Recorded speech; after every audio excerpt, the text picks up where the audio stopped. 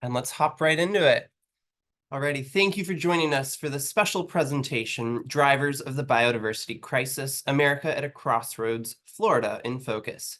I'm Hawk Hammer. I work on media relations and communications with Defenders of Wildlife, and I'm very excited to be your host for this webinar. The situation is without a doubt dire. We are witnessing extinction rates unprecedented in human history, with 1 million species globally threatened with extinction in the coming decades if we let the biodiversity crisis go unstopped.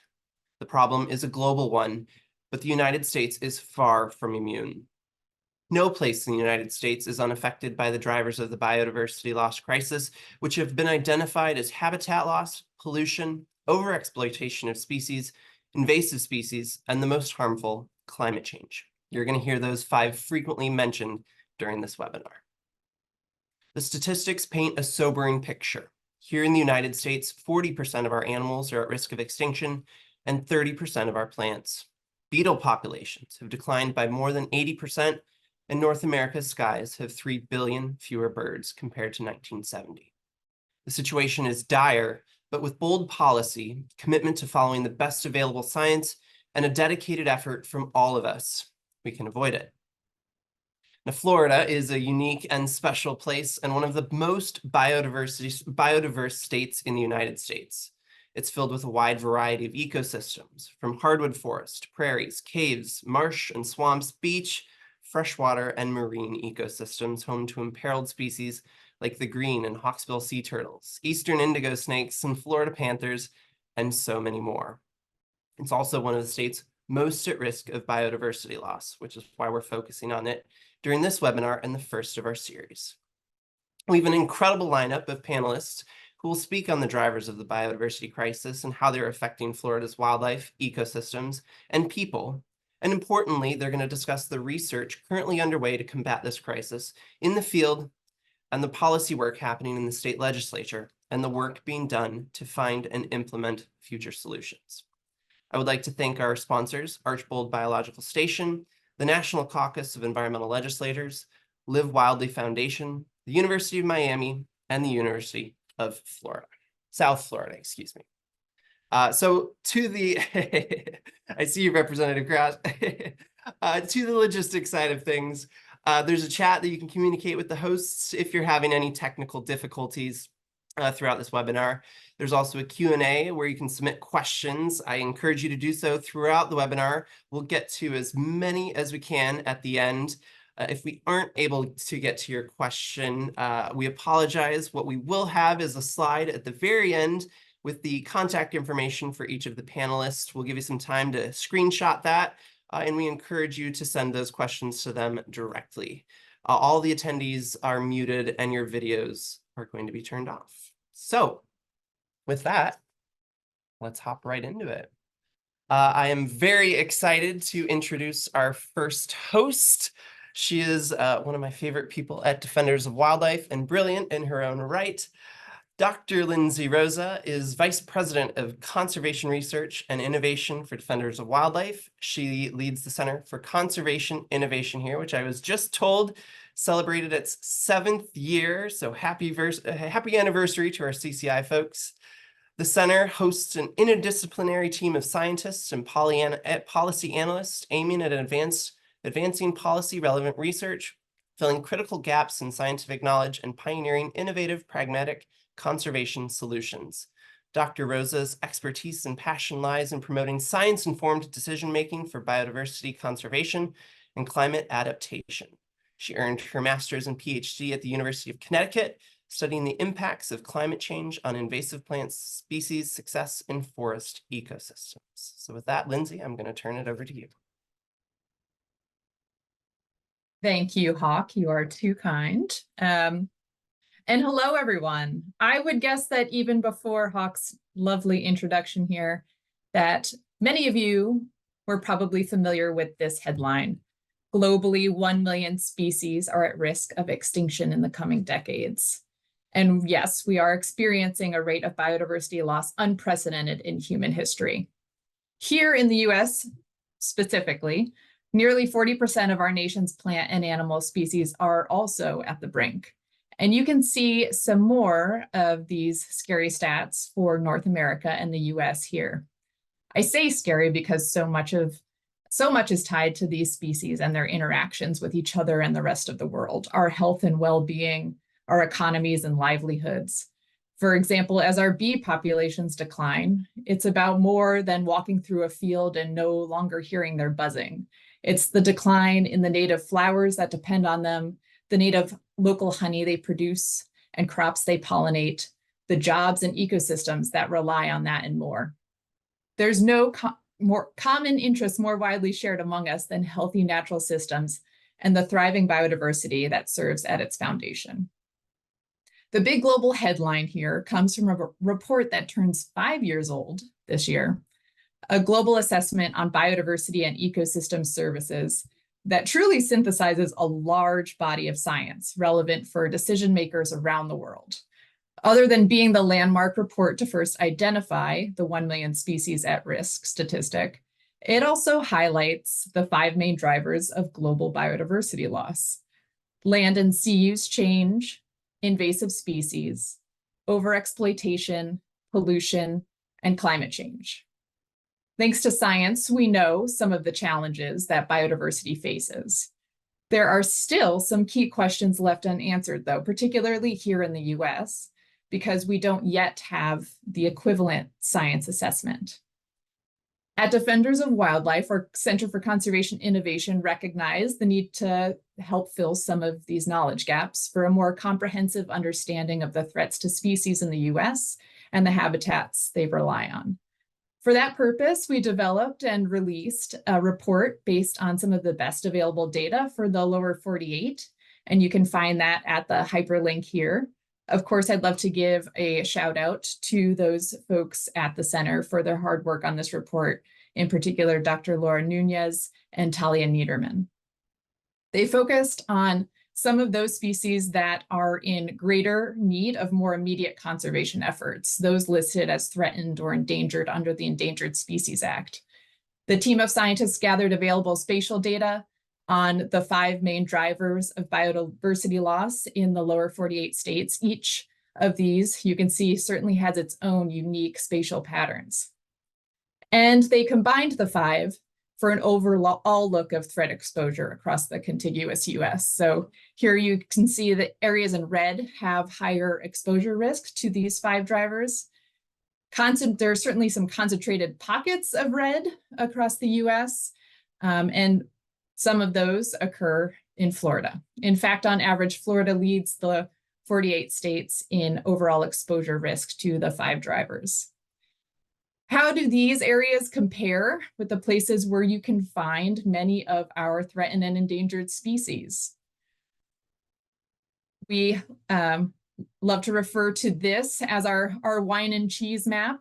Along the lower axis there, those yellow colors, that's essentially the map that we just looked at. Those areas in darker yellows are those that have that higher threat exposure. And then the areas in purples, deeper purples, are areas where we have a greater number of threatened or endangered species or imperiled species in the US. And the areas where you get that wine, brownish, purplish color are where they overlap. So areas where we have a lot of great biodiversity, imperiled species rely on these areas, but they're also at great risk from the 5 drivers. We found that nearly half of our areas of high biodiversity importance fall into these highest threat categories. And the US obviously certainly isn't exempt from the alarming global trends. Again, you find that a lot of these places of overlap are here in Florida, where we find that certainly areas that are impacted by these 5 drivers, and where we also find some of our most biodiverse areas in the US. So where do we go from here? One theme that certainly underlies the 5 drivers of global biodiversity loss is that humans are the driving force. This also means that the steering wheel is in our hands.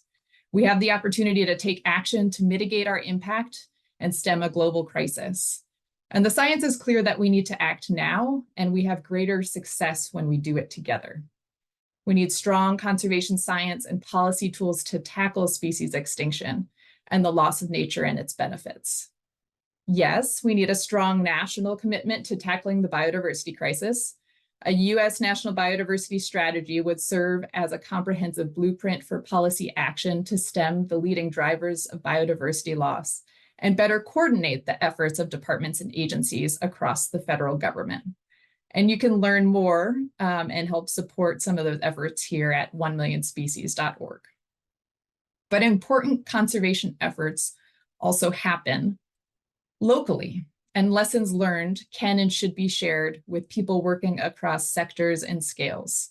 We're here today to kick off what will be a series of very important conversations to help identify some of the much needed innovative conservation solutions.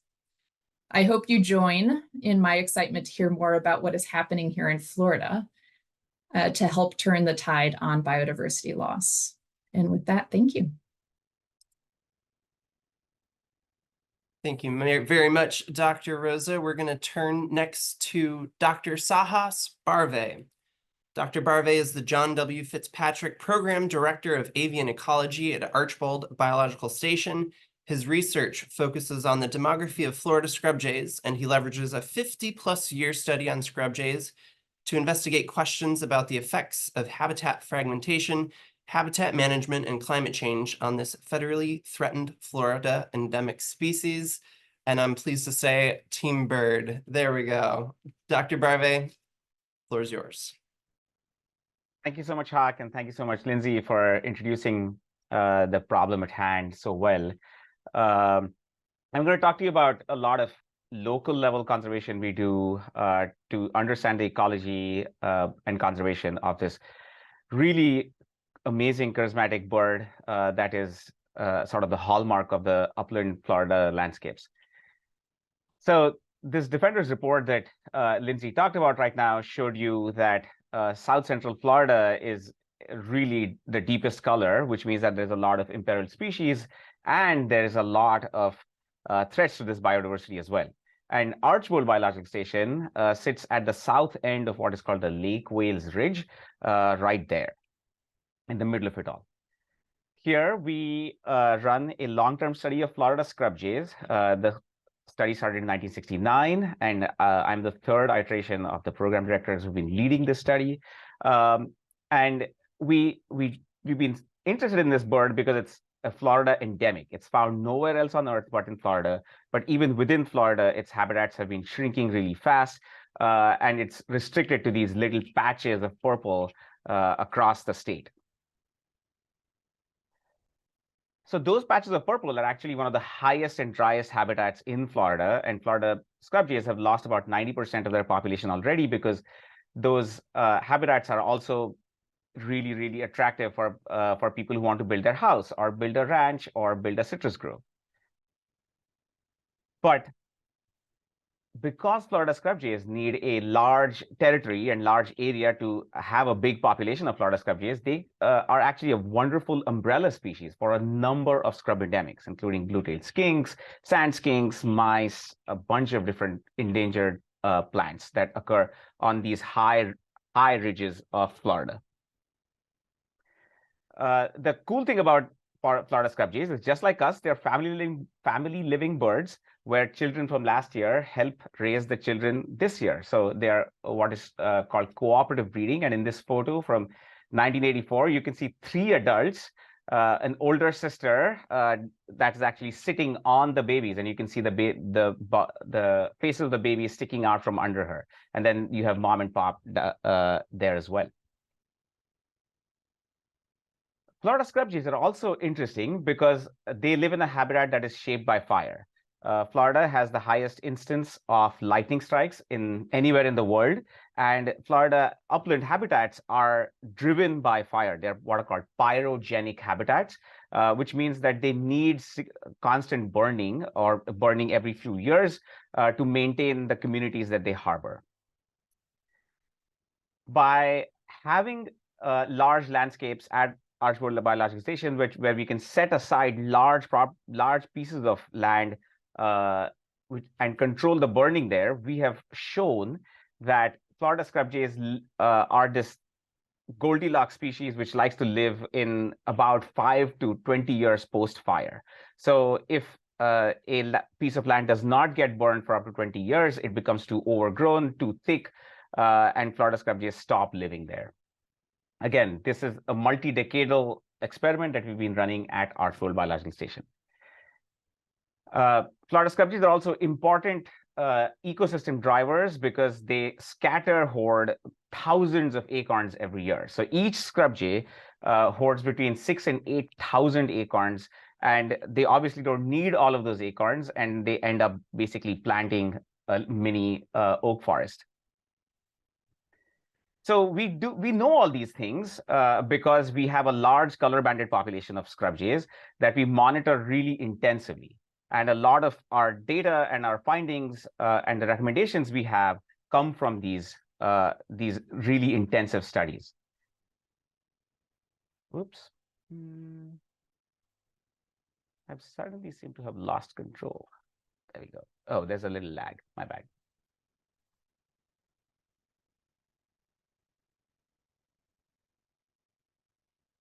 So let's get back to the quick study.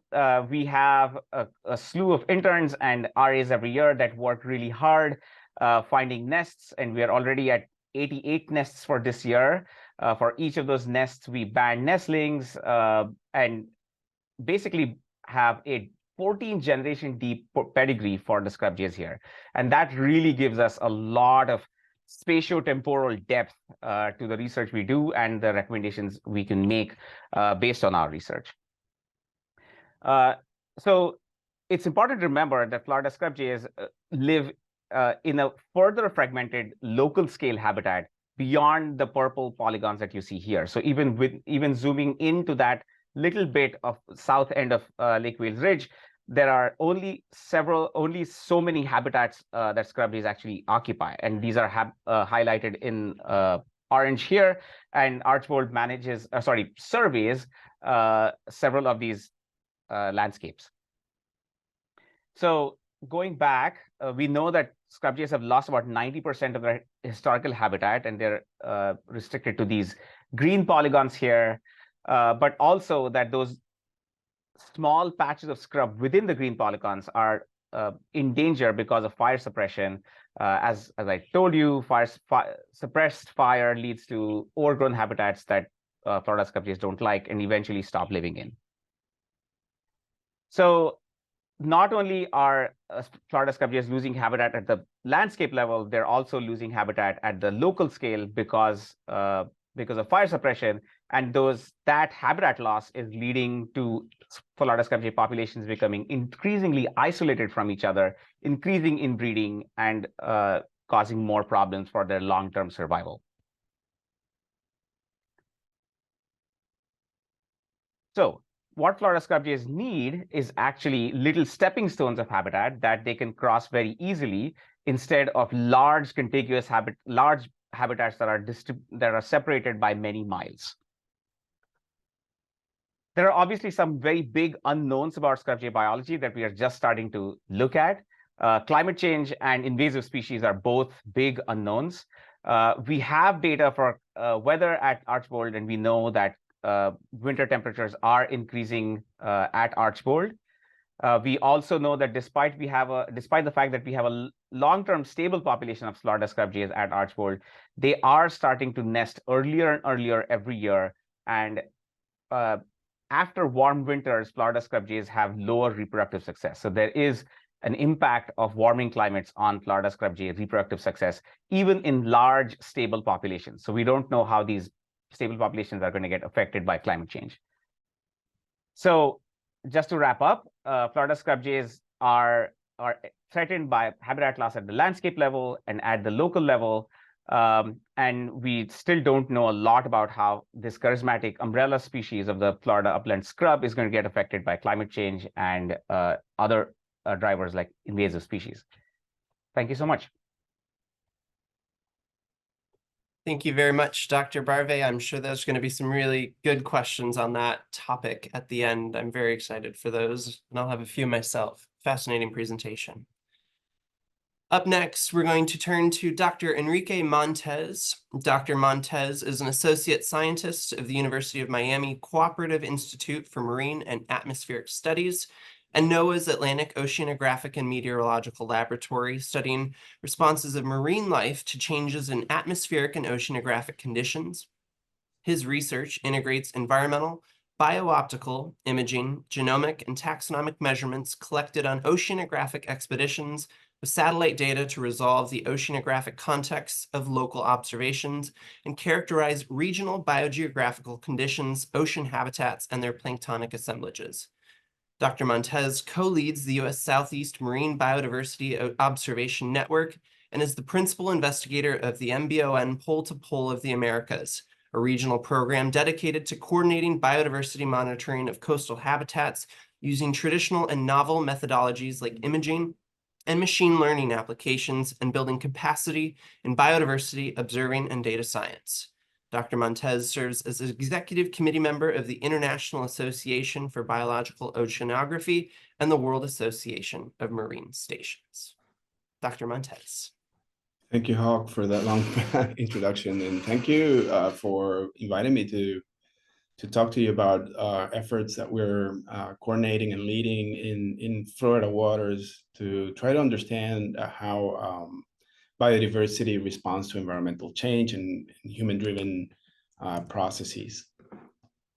So, the content of this presentation is the result of a really large group of people led by many participating organizations, universities, institutions. So it's a consortium of people that we are together trying to develop an observing system that is geared toward understanding biodiversity change, monitoring biodiversity in South Florida waters. So I'm speaking on behalf of a very large group of people and all of my colleagues.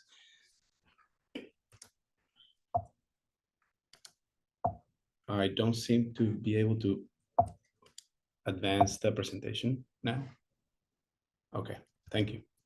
So as many of you know, Florida waters are home to a wide range of habitats that include, for example, seagrass beds, mangroves, and coral reefs, all of these providing habitat to highly biodiverse assemblages of organisms. And these habitats, of course, provide very invaluable ecosystem services such as food provision, coastal protection, tourism and recreation, of course, and of course, culture to not only Florida, but to the world, I would say, because we have so many visitors, right? So it's very important that we understand how these habitats respond to environmental change and human activities to be able to preserve these services that these ecosystems provide. Next slide. Of course, and over the last several decades, the state of Florida has experienced drastic changes for example, its population, but also in the way, and in particular in the way and magnitude of how much water discharges for example, into the Florida Keys and Florida Bay. As many of you know, probably the way that the Everglades discharge waters into the ocean have changed since the 50s. And we're now in the process of restoring the natural flow of the Everglades, but it's going to take a while, and we're very interested in learning what the effects of the restoring of the freshwater discharge in these areas are going to have, the impacts that these are going to have on these habitats that I just mentioned. Next slide. But most importantly, these habitats and marine life in the area are being really challenged by multiple stressors. For example, the amount of heat the heat content in the ocean and its acidity have been increasing over time. The same is occurring with the eutrophication or the amount or the concentration of nutrients in the water, which have also led to more frequent harmful algal blooms in the area. And in some instances, we have good reasons to believe that these conditions have led to more frequent also stony coral disease. But at the same time, These things are connected to decreasing dissolved oxygen concentrations in certain areas in the coastal zone, or also known as hypoxia. As I mentioned before, there are since the 50s, more or less, the amount of freshwater discharge in these areas have diminished drastically. And so we've seen along the Florida Keys and surrounding areas, major decreases in seagrass cover, but also the cover of stony coral. Next slide. So to understand how these multiple stressors are affecting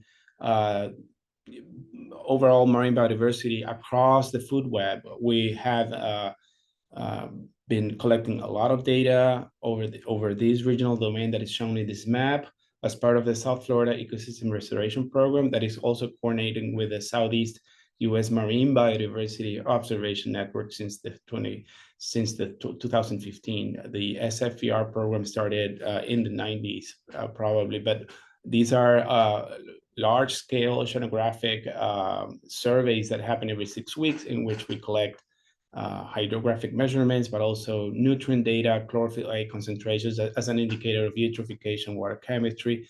We also measure harmful algal blooms with very sophisticated technologies. We also collect zooplankton samples, phytoplankton, and more recently, we're testing new methodologies that you apply genomics to try to capture the presence of microbes, phytoplankton, zooplankton, by looking directly at the DNA that is shed by these organisms in the water. This is called environmental DNA. Next slide. In collaboration with the Florida Wildlife Commission, we are also looking at harmful algal blooms, specifically one that affects Florida very often, which is Carenia brevis.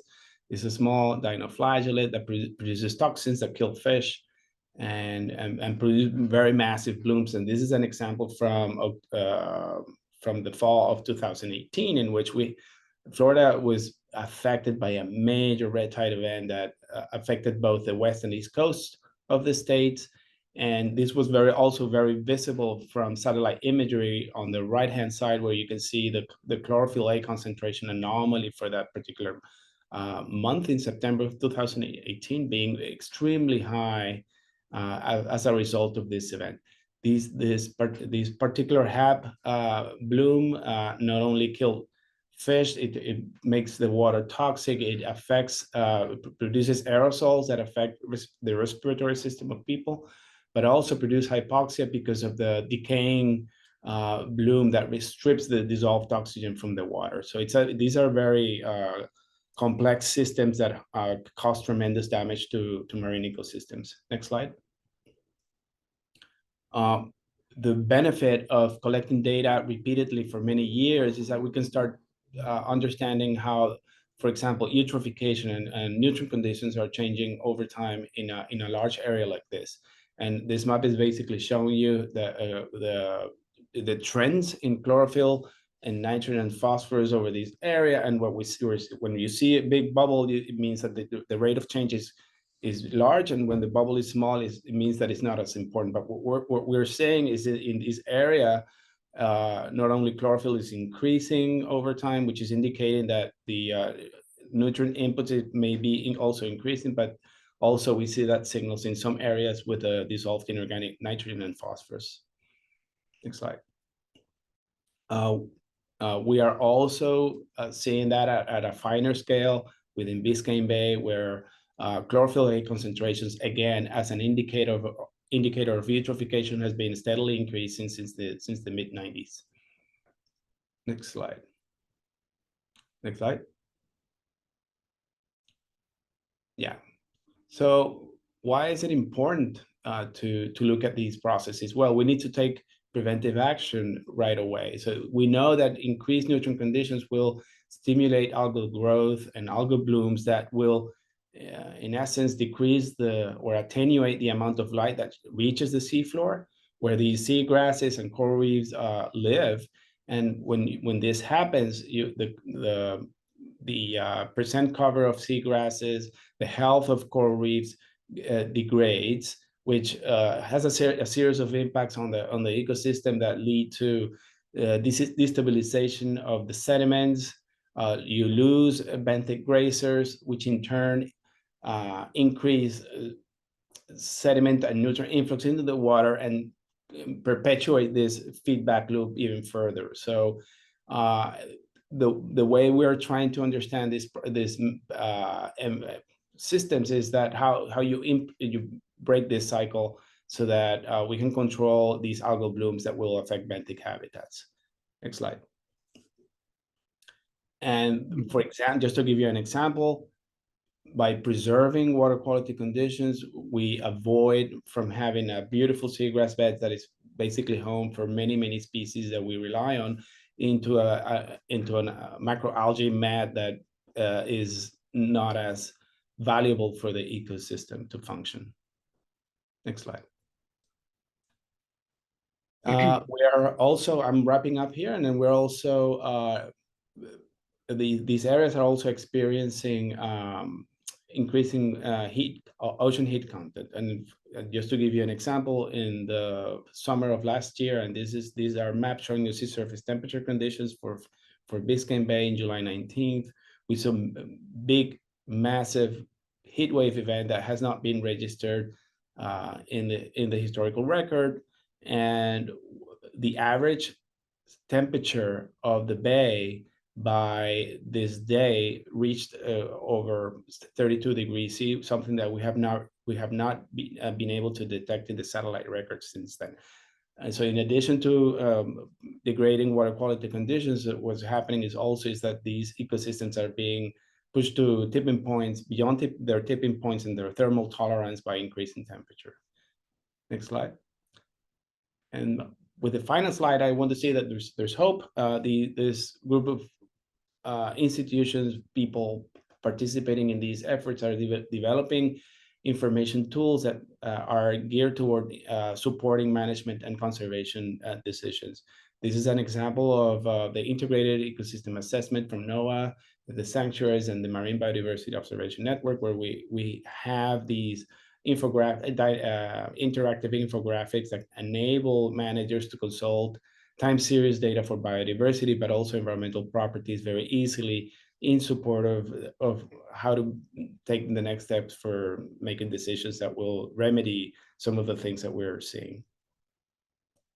And in conclusion, next slide. Indeed, water quality is degrading in many areas of the state. And the degradation of water quality conditions is most likely linked to urban development. Many stressors are at play that threaten natural living resources we depend on, and coordination between ocean observing groups is critical, fundamental for informing efforts at the state and national level to make sure that we can preserve these habitats and ecosystems. Thank you so much. Thank you very much, Dr. Montes. I really like that concluding message of there is hope. Situation is dire, but there is a lot of hope with incredible research being done like your own. Our next panelist is Mr. Curtis Osceola. Mr. Osceola is the Chief of Staff to Chairman Talbert Cypress at the Miccosukee Tribe of Indians of Florida. He handles the tribe's government relations, legislative affairs, and oversees its public health sector. Mr. Osceola formerly worked as an assistant public defender in Miami-Dade County, where he represented thousands of indigent criminal defendants from first appearances all the way to appeals.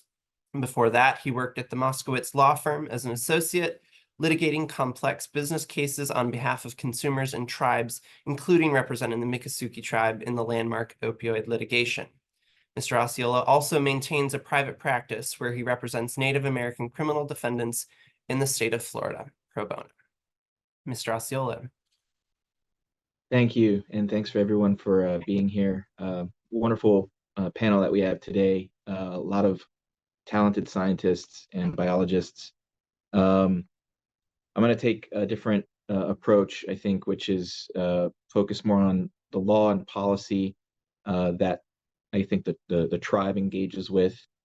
One of our primary priorities is the Western Everglades Restoration Project. So as an overview, we've sort of been talking generally about Everglades restoration. This is a specific project component that the tribe has been advocating for the better part of 30 years. The project will affect close to 450,000 acres of land from Hendry County south through Collier, Broward, and Dade County, and then to the southeast and to the southwest in Monroe County. It is a massive project, and the goal is to do three things, which is restore hydration to the Western Everglades, which is often cut off due to the earthen dam that was built across the state of Florida called US 41. This will clean water produced by agriculture and development that has been dumped on tribal lands for decades, and allow native flora and fauna to flourish on those lands.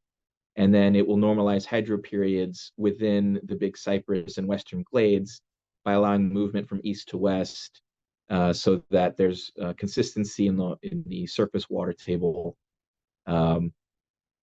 across the Everglades ecosystem. Next slide, please. So some legal considerations. I mentioned SERP earlier. I mean, that was a landmark legislation that was passed back in 2000 by the federal Congress. It had over 50 component projects at that time. Projects have come and gone, and a number of problems that have been, I guess, presented through SERP are what do we prioritize? Which project gets done first? And so there's been a lot of jockeying on the policy side to advance certain projects over others that may not necessarily have the same impact that a larger project like the Western Everglades Restoration Project would have. Another set of another law is the the Endangered Species Act. And what the tribe deals with primarily is the Cape Sable seaside sparrow, which is a sparrow species that's endemic to Cape Sable, but was forced out of its natural habitat due to a hurricane maybe 50 some odd years ago. And it's moved into Everglades National Park. The concern is that the extinction of this bird would represent the death of the Everglades. And so that's sort of been the mantra for controlling water in the manner that policymakers in DC have been behaving. When through the Combined Operations Plan, which is the next point, through the Combined Operations Plan, that is the set of policy that has been put out. That's the rulemaking that came out that basically said, here's how we're going to deal with water. And it's a very mechanical, very rote way to treat water management. It is not the ideal sheet flow methodology that's been advanced over the years. But there are some deviations that can be made to the Combined Operations Plan when water levels get too high. And so deviations are a tool, but they're sort of an emergency tool. And so they don't suffice for really fixing the problem of plumbing the Western Everglades. That brings us to the Central Everglades Planning Project, which I think is an opportunity to readdress some of these errors that were made, I think 30 years ago and over the last 30 years with regard to water management. And so the tribe is advocating, very hard to, get their interests, dealt with. And then there's, of course, water quality standards that are going to be impacting any part of comprehensive Everglades restoration. And those interests on water quality interests are going to be competing, right? It's going to be the state has different numbers, the feds have different numbers, and the tribe has different numbers. I think the tribal water quality standard is the lowest out of all three. We have a 10 parts per billion standard, and that's been problematic for the state and federal government because as a point of realism, it's very difficult to meet that standard, but it's the oligotropic standard that must be met if we expect to have success in comprehensive Everglades restoration. And then, of course, there's competing interests all along, sovereign interests, non-governmental organization interests, and then private interests. Slide, please. So what we're seeing on the ground between the Western and Central Everglades today. In the wet years, we see that water conservation areas in the Central Everglades are continually flooded. Tribal lands contain tree islands, which we believe to be the measure of the health of the Everglades. And because of these wet years and the closure of certain water structures, tree islands get inundated, and they are inundated for long periods of time.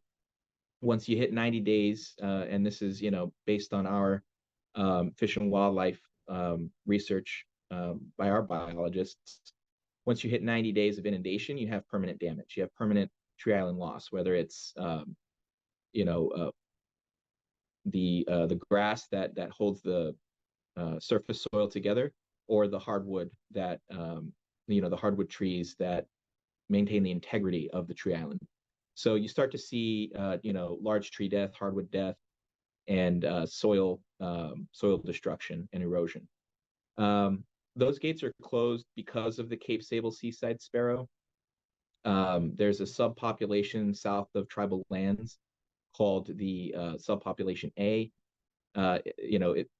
We haven't had sparrows sighted in that particular subpopulation for 3 years running now. The tribe's position is that particular way to manage the subpopulation, the particular subpopulation, closing these gates, trying to dry out the land, trying to sustain marl prairie, we're seeing that that's not really a successful approach. We're proposing captive breeding and long-term planning in big cypress, as opposed to drying out the Western Glades and really impacting tribal lands as negatively as they have been. But in these wet periods, you have deviations that allow these gates to open and hydrate the Western Glades. Well, what do we see on the ground? We see increased apple snail proliferation. We see increased crayfish proliferation. And then we see wading bird populations explode. And so this year we had a pretty substantial deviation beginning back in November, and they just closed the gates again on April 1st.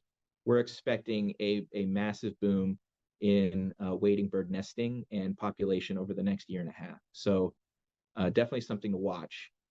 And what that sort of translates a little bit into the dry years. When we have dry years, the Central Everglades is kept artificially wet because of these gate closures. Then water doesn't reach the Western Glades.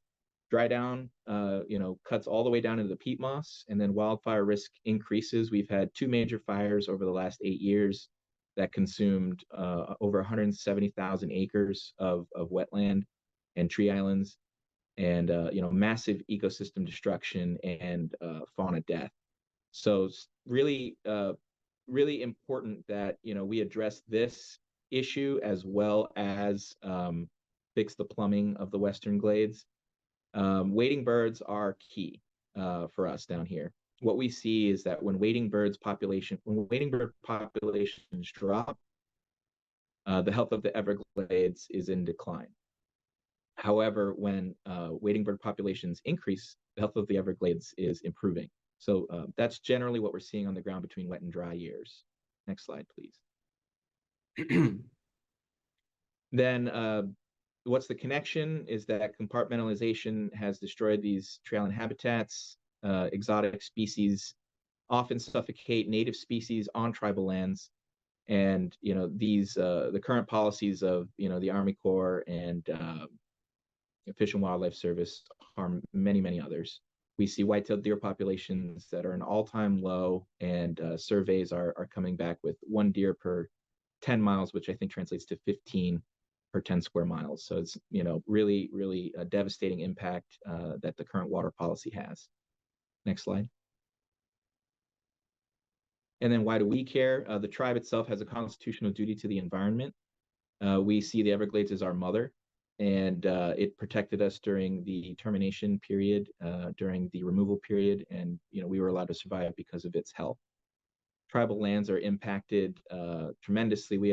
Our area of concern in South Florida covers over 1.2 million acres. And then we see ourselves as stewards of the land, not just of plants and animals, but of all Floridians.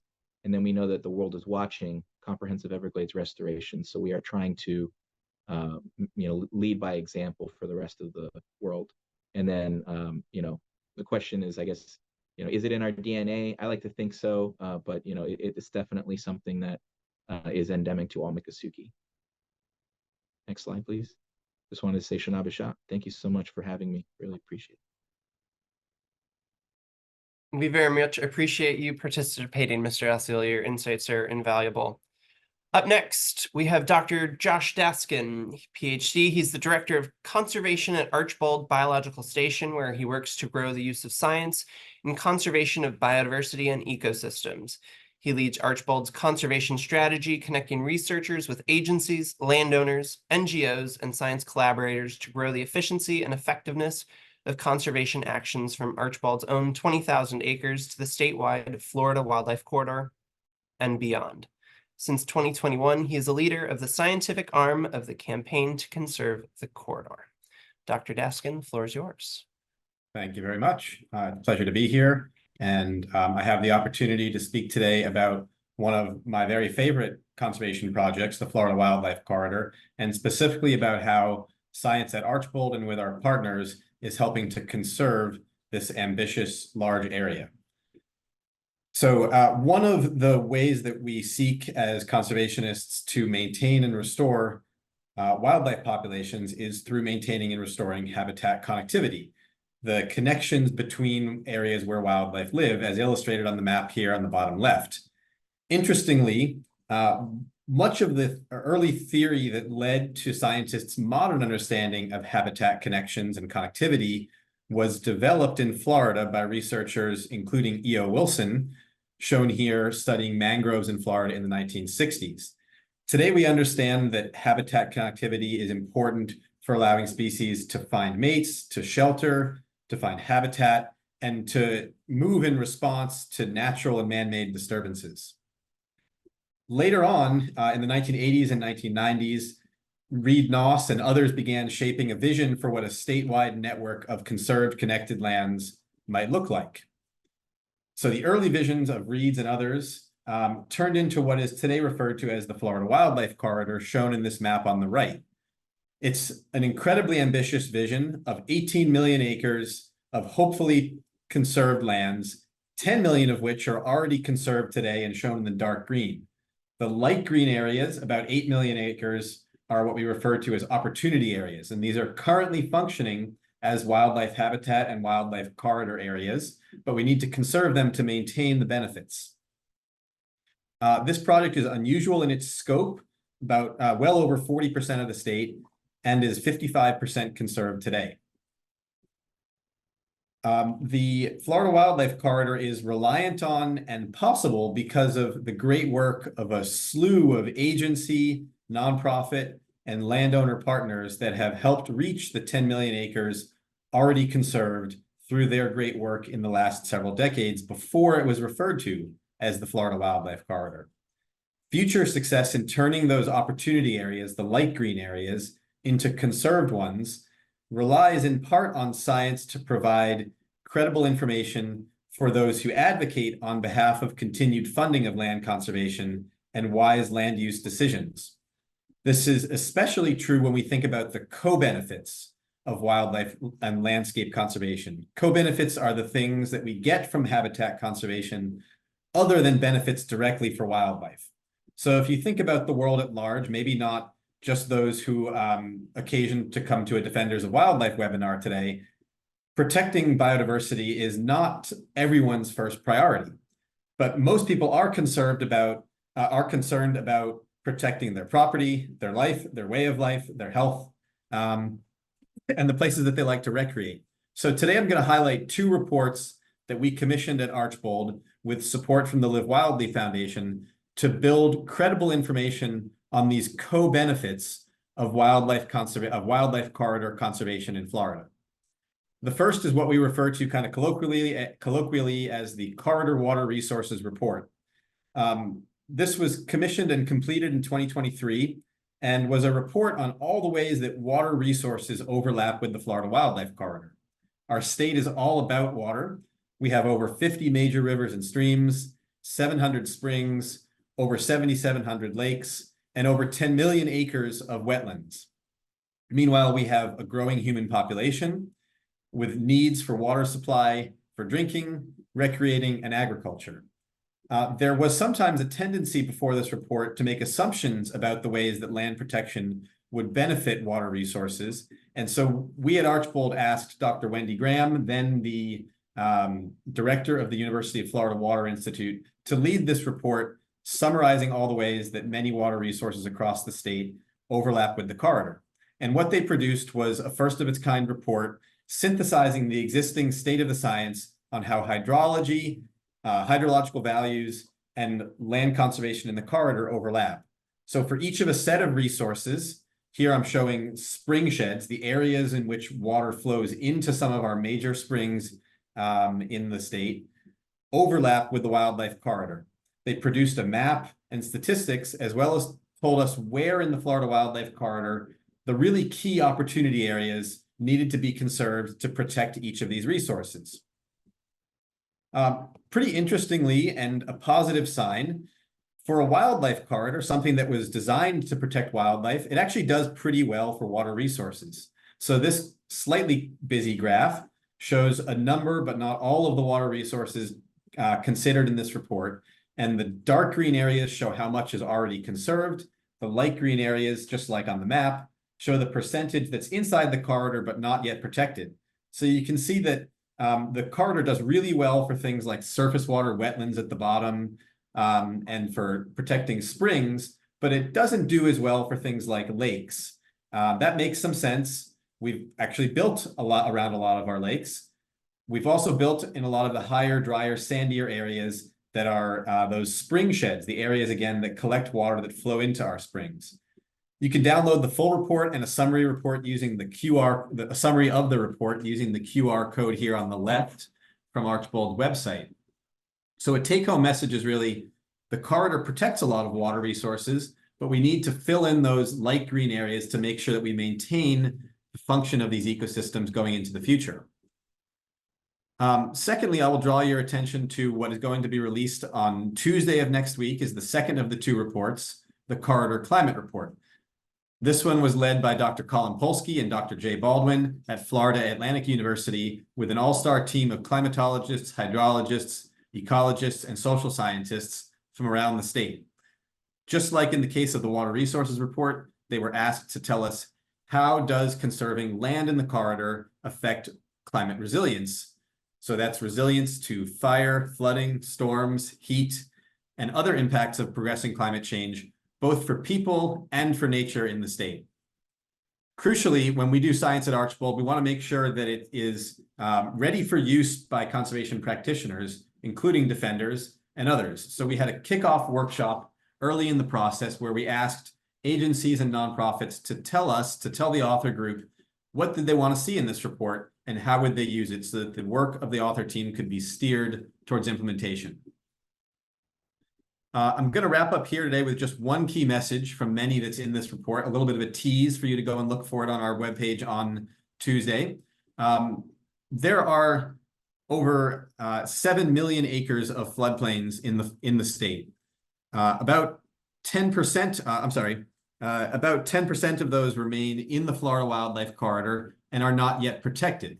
So we need to go and get those couple million acres in the light yellow here conserved in the face of progressing hurricanes, storms, massive flooding events like the one we saw that dropped 25 inches of rain in one day in Broward County on the east coast of Florida. Protecting those floodplains gives us resilience and protects our human and natural infrastructure in the future. I will say, again, 16th on Tuesday, the report will be online, and thank you all very much for listening. I'll turn it back over to Hawk. Hey, thank you very much, Dr. Daskin. Up next, last but certainly not least, we have Representative Lindsay Cross, Representative Cross is a 23-year resident of Florida and is proud to represent District 60 in Pinellas County, which includes St. Petersburg and Pinellas Park. She's an environmental scientist with a BS in environmental health from Colorado State University and an MS in environmental science and policy from the University of South Florida. She has served in leadership roles at the Florida Wildlife Corridor and Florida Conservation Voters, both statewide nonprofit organizations.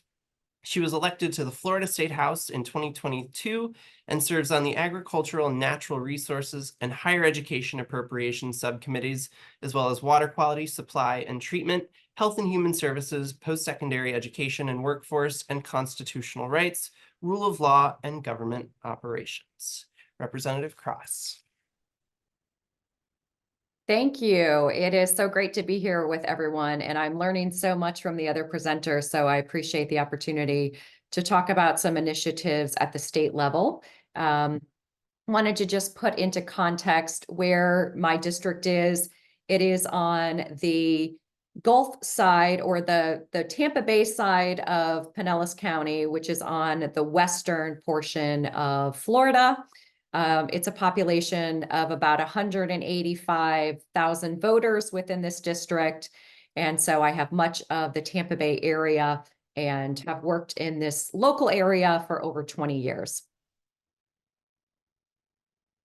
I'm going to go through some of the legislation that I've sponsored in the past 2 years during my freshman term. The first one was looking at how we can be prepared for saltwater intrusion. One of the things that we're seeing as indicators of climate change. We started a program several years ago called the Resilient Florida Grant Program, which has had fairly consistent funding at the state level. And it's geared towards helping local communities to become more resilient, to undertake planning efforts, and ultimately prepare them for storms and hurricanes by looking at where infrastructure and people should and shouldn't live. This bill would have expanded that program to allow local communities to understand where some of their freshwater sources may be vulnerable to saltwater intrusion, and then to make changes to that accordingly. That has not passed yet. There was interest in it this year, but still something that can be done through our water management districts if it's not able to be done at a city or county level. Another bill that I sponsored was related to beach renourishment. We have about 825 miles of sandy beaches in the state of Florida. Over half of those are considered critically eroded. That means that without regular placement of sand, every 5-10 years, for example, these beaches and the habitats and the infrastructure that they support will eventually wash away into the ocean. For those people who live along the beaches, many of the local communities are partnering with the Army Corps of Engineers. The Army Corps of Engineers out of the Jacksonville district recently changed its policy related to beach renourishment. There's always been kind of a balance between private property rights and the need to renourish these beaches. And the Army Corps has shifted to a very strict policy of requiring that 100% of property owners within a beach renourishment area have to sign over a perpetual conservation easement. And so this has spooked a lot of those private property owners, and they're refusing to sign that off because they don't like the word perpetual. They don't want the understanding that someone can have access to their private property forever and ever. And so in the past, local governments have been able to work more creatively to get shorter term easements, or to front some of the money initially for those sections and then work through special taxing districts to make sure that those private property owners were recouping some of those costs. Well, the Corps of Engineers has been very strict in that interpretation of the policy. And so this memorial was aimed at really directing Congress to make changes to that policy during the reauthorization of the Water Resources Development Act. Why this is important is because it's not just about the tourism and the infrastructure, but our beaches and our coastlines are so important for listed species like shorebirds and sea turtles. And so if we're not able to restore these beaches, we're going to lose some of those really important and iconic species in our state. And then the last bill I want to highlight is related to carbon sequestration. We see so many times at our state level that we're working on mitigation and trying to fix problems after there are already significant statewide issues. This carbon sequestration bill looks at creating an interagency task force to develop a carbon sequestration program for our state. And it's really focused on how we can leverage our natural areas and our working landscapes to be more efficient at storing carbon. We know that coastal areas like marshes and mangroves are particularly effective at storing carbon in their root mass and in the underground soils, as well as things like the Florida Everglades, timber plantations, even cattle ranches can have some role in storing carbon. But with the rapid rate of development in our state and the need to make progress on things like protection of the Florida Wildlife Corridor, we simply don't have enough money or enough tools. And so this would look at scientifically evaluating some of these ecosystems and these working lands, setting some policy goals and some metrics for increasing efficiency, as well as potentially opening up some additional funding streams so that we can keep some of these natural areas natural. I've also been fortunate to be able to sponsor appropriations to support some of the needs for cleaner water and more effective habitats throughout our areas. Several of these based on water quality improvements in stormwater ponds, increasing the treatment efficiency of some of these and making sure that the downstream waters are cleaner. I was fortunate to bring home $500,000 to help restore mangroves and marsh habitat in Weeden Island. This is one of only 2 preserves that we have in Pinellas County, which is the most densely populated county in the entire state, and a project that I'd been working on from my earlier days at the Tampa Bay Estuary Program. And then kind of following with the shoreline restoration, in this year's budget, currently there's a little over $500,000 to help to stabilize and restore one of the beaches that we have in Tampa Bay. And while this is not a sea turtle nesting area, it's important for shorebirds. We also see horseshoe crabs come and utilize these areas and just help to reduce some of the erosion there. Some of the biggest challenges in the state of Florida are no surprise. It really comes down to the high levels of population growth that we have and a history of not valuing smart growth in our state. We have had several massive hurricanes hit our state in recent years. And rather than taking a step back and looking at where we really should be doing new development, we've seen legislation, unfortunately, that makes it easier for people to continue to build in some of our coastal areas and our barrier islands. That is impacting hurricane evacuation, adding density in places that frankly I feel are unsafe, and impacting some of that habitat if we're putting larger hotels and condos and apartment areas on our beaches. We're leaving less area for some of those natural habitats. We've also had inconsistent levels of conservation funding.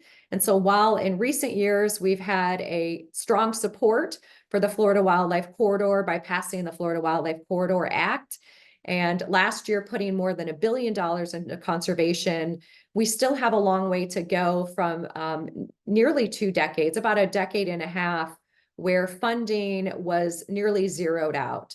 And so while in the early 2000s, we were committing $300 million each year to programs like Florida Forever, following the recession in 2008, that funding was zeroed out, and conservation organizations like the Wildlife Corridor, like Archbold, who have been advocating for that consistent and adequate funding, that's still a fight that we have to have. And so having visions like the Wildlife Corridor, making sure that our state agencies know that they have adequate budgets to work with, is going to help fund some of those larger projects and maintain some of that connectivity in those important habitat areas. And then last thing is, at a state level, we've had a lack of progress on addressing climate change and some of the root causes. And while we've seen leadership at the state level and some of our local governments, we do not have a renewable energy plan for the state of Florida. And we've actually preempted some of the local governments who are trying to make a shift towards solar and wind and more renewable energy energy options for their residents. And so that's something at the state level that we really need to get right, because we don't have the time and we don't have the funding to try to fix all of these problems once they're crises.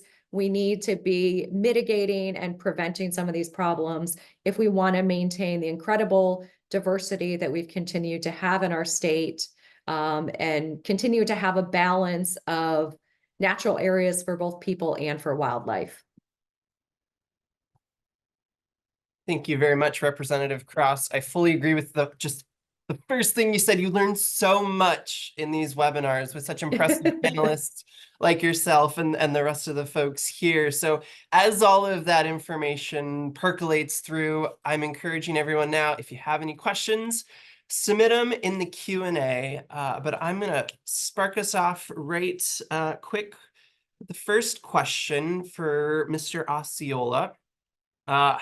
It's one of those $1 million questions, certainly, but your insights would be much appreciated.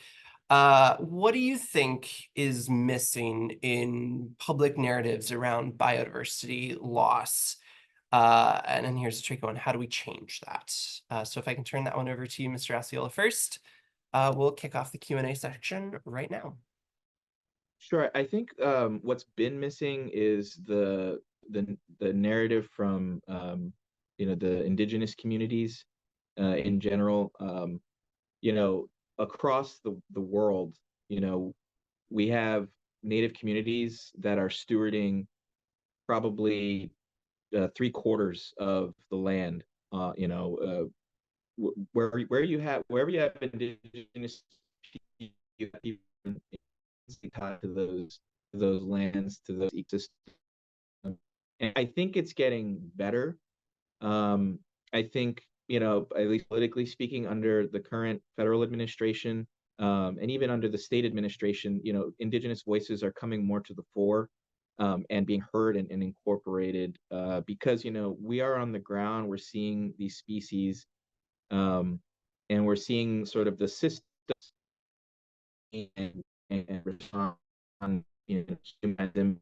So having indigenous voices be part of that and guide researchers, guide makers, and guide, I think, is going to be key to really address biodiversity issues and the crisis in general. Thank you very much for that answer. The questions are pouring in. I'm glad to see it. The next question we have is for Dr. Barve. Dr. Barve, what happens to the scrub jays during and immediately after a burn in their habitat? Do they temporarily relocate? Are the populations lost, or are the populations lost and then refilled with emigration from adjacent habitats? That's a great question, and thank you for whoever asked that question. During the fire, the scrub jays obviously escape. They're birds; they can fly away. But what happens after the fire totally depends on how big the patch of scrub is. If it's a tiny patch of scrub and everything burns, the scrub jays are sort of homeless, for lack of a better word. But in most cases, like at Archbold or larger habitat swaths, they will hang out for several years, and those habitats will start becoming viable scrub jay habitat again in about 3 to 4 years, and they'll start reoccupying those habitats. So, and this is what scrub jays are sort of adapted to. They've been doing this for millions of years, and they continue to do this today. Excellent. Thank you very much. Our next question, and I'll take a volunteer from the panelists, if you like. What are some success stories I might even throw this one at Dr. Montez, given that message of hope you finished with. What are some success stories out of Florida? And how much worse would it be today if we hadn't taken actions such as preventing development by establishing protected natural areas? Well, probably my panelists are going to sort of agree with me, and probably they have similar success stories. But to begin with, I would say that I define success as the emergence of these observation networks and consortia of institutions and people that are talking to each other, that are collecting data, and they're sharing observations in a way that it's interoperable. So the things that are being collected, for example, in land ecosystems can be somewhat compared to what we're seeing in the ocean. And so there's a lot of, I would say, crosstalk and cross-pollination between many programs that are, monitoring different components of the ecosystem. That those would be, for example, the health of the coral reef, and then talking to people that are collecting seagrasses and fish populations and lower and higher trophic levels, so that we can actually start looking at these systems in an integrated way. By compiling data from different programs, we can start having a more holistic view of how these habitats and ecosystems are responding to these different stressors. And the case of fire, for example, when there's a major fire happening in the Everglades, how that signal gets propagated all the way to the coastal zone, and what the impact of that is going to be on coastal ecosystems. So these approaches are now being somewhat standardized and implemented, and I'm very optimistic about the way we're going to be able to make decisions about how to handle biodiversity and conservation efforts with the data that it's at hand. And I'm seeing some volunteers from the rest of our panelists. Dr. Daskin, tag in on that. Thank you, Hawk. Yeah, and I totally agree with Dr. Montes that the networks for science are a key piece and a definite success story in Florida.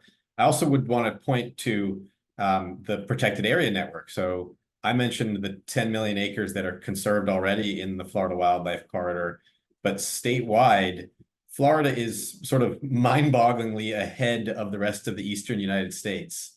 We are already over 30% of the state permanently conserved, which puts us on par with some of the western states where there's huge amounts of federal lands.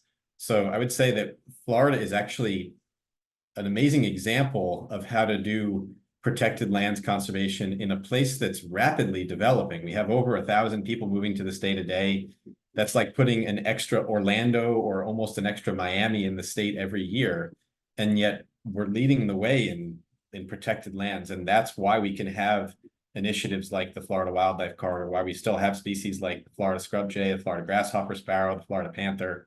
So I think that the visionary leadership of the past in Florida to set these areas aside is an example for other states to go and protect what they still have, because it leaves a legacy that you can work from. And Dr. Barve, you as well. Yeah, I also wanted to highlight the incredible research that people have been doing over the last several decades in Florida, which means that we actually not only have large pieces of conserved land, but we also know how to manage those habitats for the endangered species that live within them. Florida scrub jays are a great example. We know how to use fire as a management tool to keep large populations of Florida scrub jays thriving. And so it's not only land that we are setting aside, but the cool research, applied research that we are doing in Florida that is a great example of how science, conservation and research go hand in hand in recovering species. Thank you very much, panelists, for all your responses to that one. The next question I want to ask is for Mr. Osceola. How amenable are Florida's state and local governments to implementing these thoughtful and necessary biodiversity plans that you discussed? Does the federal government have to intervene? And how is advocating for them going? Mr. Osceola, I'm going to throw that one to you first, and then Ms. Representative Cross, if I might tag you in as well on that one. I think insights from both of you would be outstanding. Yeah, I'd say that the state is, I mean, I think all Floridians get that, at least from the tribe's perspective, that the state understands that, the Everglades is an important ecosystem, and particularly for biodiversity and the fragility, that it is sustained, or how fragile it is in that environment is, I think everyone gets that. And the legislature and even the executive sort of understand the importance of our lands and of our initiatives. So we don't really have to have the feds intervene. It's more that we're often asking the state to support our positions and support our initiatives, which they often do. Representative Cross, is one of them. I mean, she's been out to the tribal lands to see exactly what our issues are. And, this isn't, we've been here for time immemorial.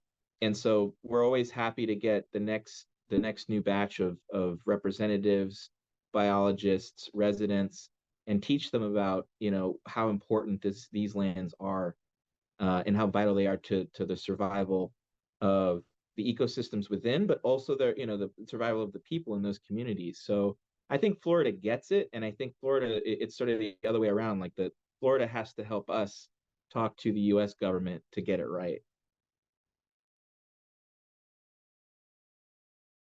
Thanks, Curtis. So I'll share a little different perspective. I think when it comes to biodiversity, and particularly some of the listed species, I think it's really critical that we have the Endangered Species Act and that we have recognition of some of these species at the state level, because one of the biggest impediments to these species survival is development and the loss of natural and some of these agricultural lands.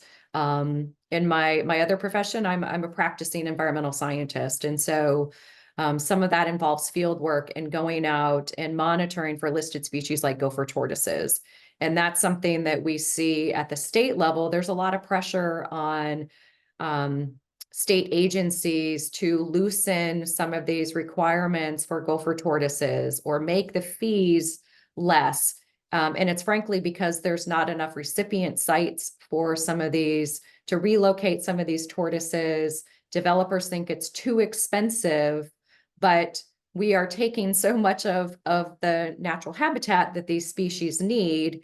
And so there needs to be, we need to be thoughtful about how we're continuing to implement those laws so that we don't cave to the development community and just say, yeah, let's put extra tortoises here, even if the science doesn't support it.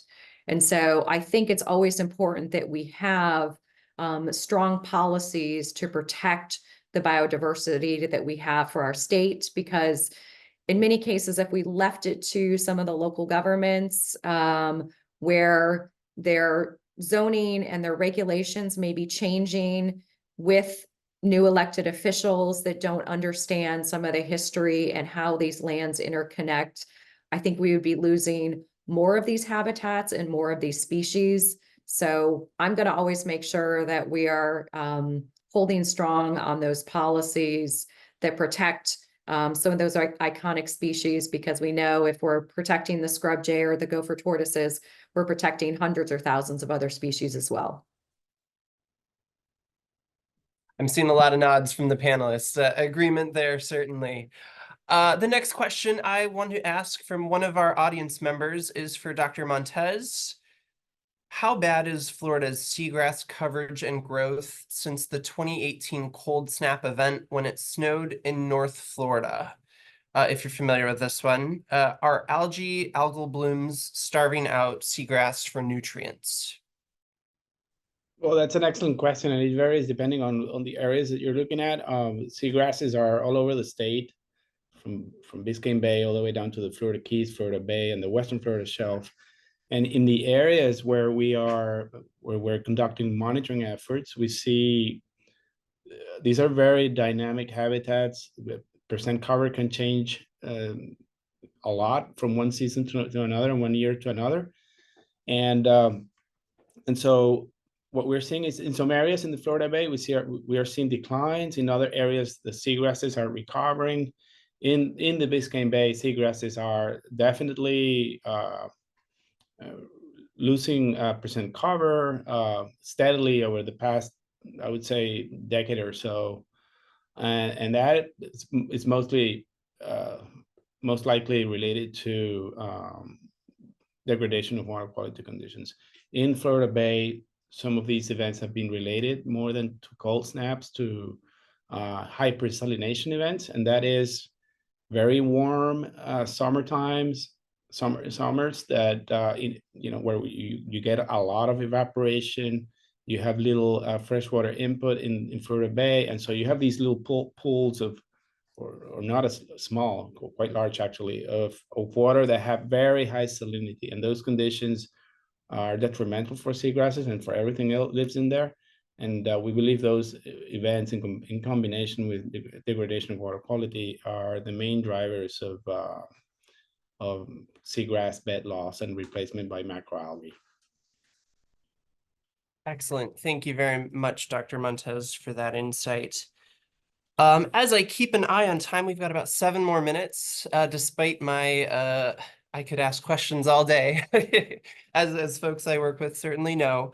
I want to, maybe this is one each of you can weigh in on, just to wrap it up as your perspectives from both scientists and even as elected representatives, or just, what you feel in your heart. So what are some practical steps Florida citizens can take to really feel as though they are actively contributing towards greater biodiversity conservation in the state? And I'm going to start with Dr. Daskin on that one. Sure thing. It's a great question. I would say that I will steer my answer towards the corridor again, because it's a popular project that gets a lot of attention, and it's a big zoomed out statewide vision. So how do you engage?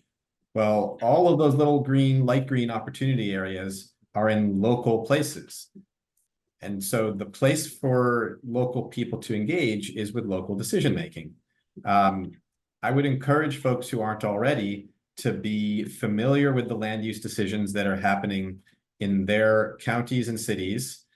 You can find that out from seeing for sale signs. You can find that out from your city or county commission meetings.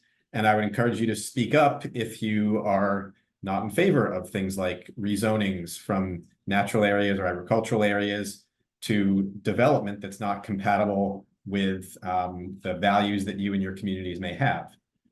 So I think there's lots of opportunities locally to get engaged. Thank you very much. Dr. Barve, I will go to you next. Yeah, I'll say the exact opposite. Zoom in to what each person can do at the local level. And the easiest thing to do is to make your house and surroundings biodiversity friendly. So definitely support local wildlife. Try to reduce the number of invasives that are in your neighborhood. Try to keep your cats indoors, and just local biodiversity thrive and give priority to local biodiversity. Representative Cross. Thank you. My idea is kind of along what Dr. Barve has said, is really honing in on your local space. I think in addition to getting outside to our parks and preserves that we have in the state, what we do on our individual yards and neighborhoods is really important. Not just because it's part of the bigger picture, but I think when you're working in your own yard, you're getting dirty. If you're planting, even if you're planting something like basil, which is pretty easy, like it's helping to show that, we can still grow food. And we have this idea in Florida that our yards, our lawns all have to be perfectly manicured St. Augustine, but that's not doing anything to help biodiversity. There have been some efforts to allow for gardens and front yards and places where it's visible. And you can make those into beautiful places, incorporating pollinator plants. And I think just starting small and seeing how we can help to facilitate that at our own neighborhood, our own street level, or at your community gardens. I think just kind of encourages people to go bigger from there. Dr. Rosa, would you like to weigh in on that one? Sure. I mean, I think something as simple as being here is, you know, a great place to start.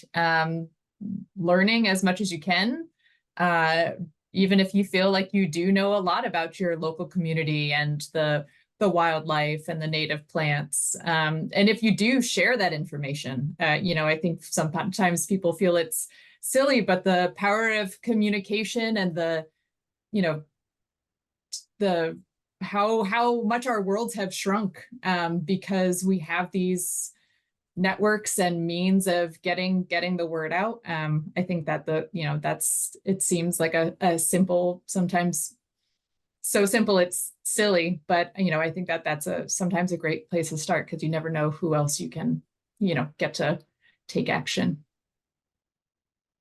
Dr. Montez. Well, very little to add, really. Great comment, but I would say just reduce the amount of waste that you produce. Be mindful of the environment. Go to your to natural reserves and parks. Be connected with those environments and observe them. Go to the corridor. It's a wonderful. There's wonderful land all the way from the south, from the very tip of Florida to the north, and get involved in the councils that, for example, are organized by the Florida Keys National Marine Sanctuary, in activities in Biscayne Bay. I'd also get involved in citizen science. That's very it's a very useful mechanism to understand what's going on. I saw a head nod there from Dr. Rosa. Yep. And Mr. Osceola will close out with you. I mean, taking into account everyone has brought forward, from the Miccosukee perspective, we always look to family first. And so, you know, everyone has diverse family members that have a wide array of opinions. And I think teaching family, you know, learning and then bringing back what you've learned and teaching your what learned, and trying to get them out, trying to show them, you know, how important these spaces are, how important you know, this wildlife and biodiversity is. I think that's vital. Thing, finding groups that are, you know, like-minded, that's a good thing. But you know, we have to change minds, we have to change hearts, and it starts with your family. You can move to your friends after that, but you know, that's really how you start. You know, you know, changing the world around you is starting in your home, starting in your environment, starting in your places. So right up in line with what everyone's suggesting is, you know, just starting with your core and working out, you know, to the larger framework. So Thank you very much. And I believe we're going to put a screen up that has y'all's individual contacts, just in case we didn't get to everybody's questions, or if, you know, an hour or two after that, or at midnight tonight when you're trying to fall asleep, something pops in your head that you would like answered. Here is the email for each of our panelists. Take a quick screenshot, or this recording will also live on the defenders.org website. So I'll give just a moment for folks to take a screenshot of that one before closing out.